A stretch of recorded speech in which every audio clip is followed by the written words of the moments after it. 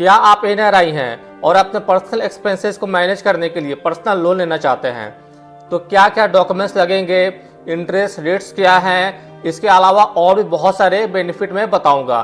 तो इस वीडियो को आप एंड तक देखें और अभी तक अगर आपने चैनल को सब्सक्राइब नहीं किया है तो ऐसे यूजफुल फाइनेंशियल टिप्स के लिए चैनल को सब्सक्राइब कर लें। सबसे पहले यह समझना जरूरी है कि ये जो पर्सनल लोन है यह सिर्फ एनआरआई के लिए है। तो जो एनआरआई है अपने पर्सनल रीजन के लिए अगर वो पैसे उधार लेना चाहते हैं तो उनके लिए ये जो पर्सनल लोन है ये सबसे बेस्ट है। जैसे बहुत सारे पर्सनल रीजन हो सकते हैं, जैसे वेडिंग, होम रिनोवेशन और कोई इमरजेंसी आ गई। और ये जो पर्सनल लोन है ये अनसिक्योर्ड लोन होता है, तो इसमें कोई भी कोलेटरल का जरूरत नहीं होता। गाइस, सबसे पहले हम एनआरआई पर्सनल लोन के एलिजिबिलिटी क्राइटेरिया के बारे में बात करते हैं। तो जैसे अगर हम बात करें सैलरीड पर्सन के बारे में, तो जो उनकी एज है वह 21 से लेकर 60 तक होनी चाहिए। और वही अगर हम बात करें वर्क एक्सपीरियंस, तो जो उनको मिनिमम 2 इयर्स का वर्क एक्सपीरियंस होना चाहिए। और जो अभी जिस करंट ऑर्गेनाइजेशन में वो जॉब कर रहे हैं तो उसमें मिनिमम उनको 1 ईयर का एक्सपीरियंस होना चाहिए। और इसके साथ ही जो को एप्लीकेंट है वो बहुत मैंडेटरी है। तो को एप्लीकेंट में वो क्या है कि उनके फादर या जो स्पाउस है वो हो सकते हैं। अब हम बात करते हैं इसकी second category, self employed person. तो सपोज जो सेल्फ एम्प्लॉयड पर्सन है तो उनकी जो एज है वो 21 से लेकर 68 के बीच में होनी चाहिए। वही अगर हम बात करें वर्क एक्सपीरियंस, तो उनको जो है कि मिनिमम 2 इयर्स का करंट बिजनेस जो उनका रन कर रहे हैं उसमें उनको एक्सपीरियंस होना चाहिए। तो मिनिमम क्या है कि उनको 2 साल का उनको वर्क एक्सपीरियंस होना चाहिए करंट बिजनेस में। उसके बाद अगर हम बात करें को एप्लीकेंट के लिए, तो जो को एप्लीकेंट है इसमें भी या तो को एप्लीकेंट जो है या तो फादर या जो स्पाउस है तो वो हो सकते हैं। तो ये जो को एप्लीकेंट है ये सैलरीड एप्लीकेंट और सेल्फ एम्प्लॉयड एप्लीकेंट दोनों के लिए ही मैंडेटरी है। इसके अलावा क्या है कि कुछ एडिशनल फैक्टर हैं जो पर्सनल लोन में के लिए वो काफ़ी जो पर्सनल लोन जो बैंक देंगे तो वो उस पर वो डिपेंड करेगा। जैसे आपका credit score, job profile, business income, तो बहुत सारी चीज़ें हैं जिस पे ये जो एनआरआई पर्सनल लोन है ये इस पर डिपेंड करता है। गाइस, आप एनआरआई हैं और पर्सनल लोन के लिए अप्लाई कर रहे हैं तो आपको कुछ जो डॉक्यूमेंट्स है वो रिक्वायर्ड होगा। जैसे एप्लीकेशन फॉर्म, तो एप्लीकेशन फॉर्म के साथ आपके पास पासपोर्ट साइज फोटोग्राफ होना चाहिए। इसके साथ ही पासपोर्ट एंड वीज़ा वो होना चाहिए। तो पासपोर्ट वीज़ा की भी जो फोटोकॉपी है वो भी आपको लगेगा। और इसके बाद अगर हम आगे बात करें तो आइडेंटिटी प्रूफ के लिए आधार कार्ड, पैन कार्ड ये मैंडेटरी है। और ये जो आधार कार्ड, पैन कार्ड चाहिए ये आपका जो आप एप्लीकेंट है और आपके जो भी जो को एप्लीकेंट है तो आप दोनों का आधार कार्ड और पैन कार्ड जो भी आइडेंटिटी प्रूफ होगा वो मैंडेटरी होगा।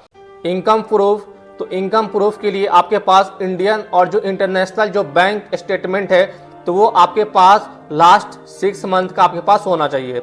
इसके अलावा आपके पास सैलरी सर्टिफिकेट और लास्ट 6 मंथ का जो सैलरी स्लिप है वो भी आपके पास होना चाहिए। और सबसे अगर हम एंड में अगर हम बात करें तो जो है वो है एम्प्लॉयमेंट प्रूफ। तो एम्प्लॉयमेंट प्रूफ के लिए क्या है कि आपके पास अपॉइंटमेंट लेटर, जहाँ पे आप जॉब कर रहे हैं जिसकी भी कंपनी में, तो वहाँ का क्या है कि आपके पास अपॉइंटमेंट लेटर होना चाहिए। साथ ही आपके पास जो HR है आपकी जो ऑर्गेनाइजेशन है तो उसके HR का ऑफिशियल ईमेल ID और जो लेबर कार्ड है वो भी होना चाहिए। गाइस, अब मैं आपको कुछ टॉप बैंक्स के बारे में बताऊंगा जो कॉम्पिटिटिव रेट पे जो एनआरआई पर्सनल लोन ऑफर करते हैं। तो सबसे पहले अगर हम बात करें तो सबसे पहला जो बैंक है वो है इंडसइंड बैंक। तो इंडसइंड बैंक का जो इंटरेस्ट रेट है वो 10.49% से लेकर 26% तक है। सेकंड है ICICI बैंक। तो ICICI बैंक का इंटरेस्ट रेट 10.85% से लेकर 16.25% है। HDFC बैंक, तो HDFC बैंक का इंटरेस्ट रेट 10.85% से लेकर 24% तक है। कोटक महिंद्रा बैंक का इंटरेस्ट रेट 10.99% से लेकर 16.9% तक है। IDFC फर्स्ट बैंक, इसका इंटरेस्ट रेट 10.99% से लेकर 23.99% है। वही अगर हम बात करें यस बैंक की, तो यस बैंक का इंटरेस्ट रेट 11.25% से लेकर 21% तक है। एक्सिस बैंक का इंटरेस्ट रेट 11.25% से लेकर 22% तक है। अब हम बात करते हैं टाटा कैपिटल लिमिटेड की। तो टाटा कैपिटल लिमिटेड का जो इंटरेस्ट रेट है वो 11.99% से लेकर 35% तक है। फेडरल बैंक, तो फेडरल बैंक का इंटरेस्ट रेट है वो 12% से लेकर 19.5% तक है। और अब हम बात करते हैं सबसे लास्ट में आरबीएल बैंक की। तो जो आरबीएल बैंक है तो इसका जो इंटरेस्ट रेट है वो 18% से लेकर ये 26% तक है। तो गाइज, जो एनआरआई पर्सनल लोन के जो इंटरेस्ट रेट है वो बैंक की पॉलिसी और जो आपका ओवरऑल जो प्रोफाइल है उस पर भी ये डिपेंड करता है। अब आगे मैं आपको बताऊंगा कि जो भी मैंने जो टॉप 10 बैंक्स के बारे में आपको बताएं तो उसका लोन अमाउंट, उसका टेन्योर और उसके प्रोसेसिंग फी के बारे में मैं एक एक करके आपको बताऊंगा। तो सबसे पहले अगर हम बात करें तो वो है इंडसइंड बैंक। तो इंडसइंड बैंक का जो मैक्सिमम लोन अमाउंट है वो अप टू 50 लाख है और इसका जो मैक्सिमम लोन रीपेमेंट टेन्योर है ये अप टू 7 ईयर्स है और इसका प्रोसेसिंग फ़ी ये अप टू 4% है। वही अगर हम सेकंड बात करें आईसीआईसीआई बैंक की तो इसका maximum loan amount up to 50 lakh है और मैक्सिमम लोन रीपेमेंट जो टेन्योर है ये अप टू 5 ईयर्स है और इसका जो प्रोसेसिंग फ़ी है ये अप टू 2% है। Third HDFC bank. तो एचडीएफसी बैंक का जो मैक्सिमम जो लोन अमाउंट है ये अप टू 40 लाख है और जो मैक्सिमम लोन रीपेमेंट टेन्योर है ये अप टू 6 ईयर्स है और इसका जो प्रोसेसिंग फ़ी है एचडीएफसी का वो 6500 है। Fourth Kotak Mahindra bank. तो कोटक महिंद्रा बैंक का मैक्सिमम जो लोन अमाउंट है ये अप टू 35 लाख है और इसका maximum loan repayment tenure up to 6 years है और इसका जो प्रोसेसिंग फ़ी है ये अप टू 5% है। IDFC first bank. तो आईडीएफसी फर्स्ट बैंक का जो मैक्सिमम लोन अमाउंट है ये अप टू 10 लाख है और इसका जो मैक्सिमम लोन रीपेमेंट जो टेन्योर है ये अप टू 5 ईयर्स है और इसकी प्रोसेसिंग फ़ी के बारे में बात करें तो ये अप टू 2% है। Yes bank. तो जो यस बैंक है इसका जो मैक्सिमम जो लोन अमाउंट है ये अप टू 40 लाख है और जो मैक्सिमम जो लोन रीपेमेंट जो टेन्योर है इसका अप टू 5 ईयर्स है और प्रोसेसिंग फ़ी के बारे में बात करें तो ये अप टू 2.5% है। 7 एक्सिस बैंक। तो एक्सिस बैंक का जो मैक्सिमम जो लोन अमाउंट है ये आपका अप टू 10 लाख है और मैक्सिमम लोन रीपेमेंट जो टेन्योर है ये अप टू 5 ईयर्स है और इसका जो प्रोसेसिंग फ़ी है ये अप टू 2% है। अब हम बात करते हैं टाटा कैपिटल लिमिटेड। तो टाटा कैपिटल लिमिटेड का मैक्सिमम जो लोन अमाउंट है ये अप टू 50 लाख है और maximum loan repayment tenure up to 7 years है और इसका जो प्रोसेसिंग फ़ी है ये अप टू 6 ईयर्स है।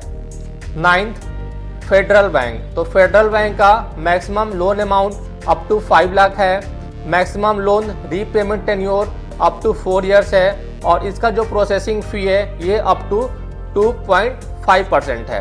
अब गाइस, अब मैं सबसे लास्ट में मैं आपको बताऊंगा आरबीएल बैंक के बारे में। तो जो आरबीएल बैंक है इसका जो मैक्सिमम लोन अमाउंट है ये अप टू 5 लाख है और मैक्सिमम जो लोन रीपेमेंट जो टेन्योर है इसका अप टू 3 ईयर्स है। वही अगर इसका प्रोसेसिंग फ़ी के बारे में बात करें तो इसका जो प्रोसेसिंग फ़ी है ये अप टू 2% है।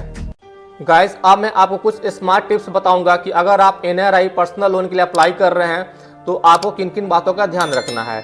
तो सबसे पहले जब भी आप एनआरआई पर्सनल लोन के लिए अप्लाई करें तो मैंने जो भी टॉप बैंक्स के बारे में बताएं या जिस भी बैंक से आप जो आप एनआरआई पर्सनल लोन लेना चाहते हैं तो उसके जो इंटरेस्ट रेट है वो आप एक बार कंपेयर कर लें। इसके साथ ही जो आपके बैंक है और जो मल्टीपल और भी जो बैंक है तो उसके जो भी इंटरेस्ट रेट है करंट के उसको एक बार आप कंपेयर कर लें कि कौन सा आपके लिए सबसे बेस्ट रहेगा।